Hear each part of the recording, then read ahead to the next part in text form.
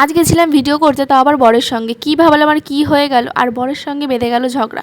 কোথায় গেলাম আর কী করলাম, কেন বরের সঙ্গে ঝগড়া বেঁধে গেল, সবটাই থাকছে আজকের ব্লগে। তো চলো ব্লগটা শুরু করা যাক। আসবে আর তোমার হচ্ছে এই যে দাঁড়ায় গেছো, এবার দেখো এটা তো খাচ্ছি না, দাঁড়াও। হ্যালো এভরিওয়ান, আমি পাখি, আর আমার পাখিজ ওয়ার্ল্ডে তোমাদের সবাইকে অনেক অনেক ওয়েলকাম আর অনেক অনেক ভালোবাসা। আর এখন একটু রেডি হচ্ছি, একটু বেরোবো। আর এই নীল কালারের চুড়িদারটাই আমি পরবো, সেটাই ভেবেছি। আর আজ কিন্তু আমি একটু মেকআপ করেছি, যেহেতু একটু ভিডিও করব সেই জন্য। কেমন লাগছে সেটা আমাকে জানিও। কথা না বলে চলো এবার তাড়াতাড়ি রেডি হয়ে নি, নইলে আবার দেরি হয়ে যাবে। আর সন্ধ্যা হয়ে গেলে তো ভিডিও করতেই পারবো না, যার জন্য যাচ্ছি সেটা তো হবেই না, তাই না? দেখো এবার আমি তো মোটামুটি রেডি হয়ে গেছি। মেন সমস্যা হচ্ছে আমার চুলটা নিয়ে, চুলটা কী করে বাঁধবো সেটাই আমি প্রত্যেকবার ভাবি। মানে যেখানেই যাই না কেন, আসলে এত কোকড়া চুল আমার একদম ভালো লাগে না, কিন্তু আমার এই চুলটা আমার বরের কিন্তু বেশ পছন্দের। দেখো কথা বলতে বলতে কিন্তু বেরিয়েও গেছি আমরা। আর আমরা এখন কোথায় যাব সেটা আমরা নিজেরাও জানি না। আর দেখি কোথায় যাওয়া যায়, আমাদের বাড়ির আশেপাশেই যাব। আর বাড়ি থেকে আমি আমার বোনকে ফোন করে বলে দিয়েছিলাম যে তুইও কিন্তু রেডি হয়ে থাকিস, আমরা বিকেলে একটু বেরোবো। ওকে আর কিছু বলিনি যে ভিডিও করতে যাব, তাহলে তো সাজুগুজু করে অনেক লেট করে দেবে। তো চলো ওকে এখন মানে ওদের বাড়ির সামনে যাব, ওখান থেকে ওকে নিয়ে তারপর দেখা যাক আমরা কোথায় যাই না যাই। সবটাই তোমরা ভিডিওতে দেখতে পাবে, কেউ স্কিপ করো না, কন্টিনিউ দেখতে থাকো। কতক্ষণ দাঁড়িয়ে রয়েছে জানিস? এরকম বিকেলবেলাতে তো আমাদের বেরোনোই হয় না, বেরোনো হলেও সন্ধ্যের পরেই আমরা বেরোই। তো অনেকদিন পরে বেরিয়েছি, খুব ভালো লাগছিলো, কিন্তু হাওয়াটা একদমই ছিল না। ভেবেছিলাম ওয়েদারটা খুব সুন্দর হবে, তো সেরকম কিছুই ছিল না। তো যাই হোক এইখানটায় রোদ থাকলেও বেশ ভিডিওগুলো ভালো আসছিলো, তাই আমরা এখানে একটু ভিডিও করে নিয়েছিলাম। এবার তোমাদেরকে বলি যে আমাদের মধ্যে ঝগড়াটা কেন বাঁধলো। আসলে দেখো আমার বোনকে ভিডিও করার সময় খুব ভালো ভিডিও করে দিচ্ছিলো, কিন্তু আমার ভিডিওগুলো আমার মনের মতন হচ্ছিল না। তো এটা নিয়ে ওর সাথে আমার একটু ঝগড়া বেঁধে গেছে। তো চলো দেখো আমরা এখানে চা খেতে এসেছি, চাটা খেয়ে কোথায় যাচ্ছি না যাচ্ছি সবটাই তোমরা ভিডিওতে দেখতে পাবে।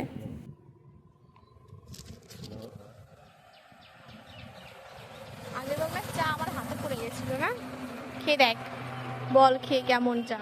চা গরম অবশ্য, হ্যাঁ চাটা গরম। একবার আমরা এখানে চা খেতে এসেছিলাম, তখন গরম আবারও পড়ে গেল গাইস। এই দেখো এক্ষুনি আমার বর আসলে আমার দেবে। ধর ধর ধর, তোর ফোনে এরকম কর, এরকম কর, কিছু হবে না।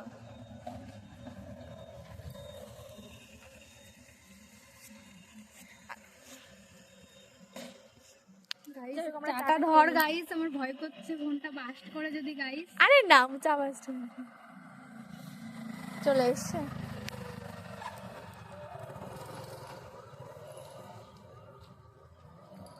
জানো বন্দনা তোমার গাড়িতে, ওর সরাও, বন্দনা, এই যে বন্দনা তোমার গাড়িতে চা ফেলে দিয়েছে। এটা বিশ্বাস অবিশ্বাস। ও ফেলবে, ও ধুয়ে দেবে। আচ্ছা ধুয়ে দিয়ে আবার বাড়ি যাবে কিন্তু, হ্যাঁ একবারে পুরো গাড়িটাই তাহলে পরিষ্কার হয়ে যাবে। পারবে, ধরতে পারবে?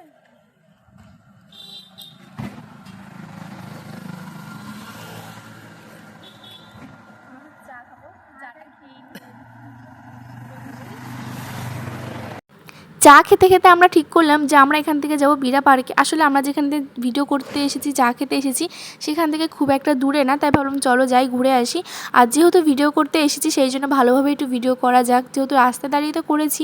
আর ভাবলাম চলো পার্কে গিয়েও কয়েকটা ভিডিও করেই আসি। আর আমরা চলে এসেছি হ্যাপি ভ্যালি পার্কের সামনে, আর এখান থেকে টিকিটটা কেটেই ঢুকছি।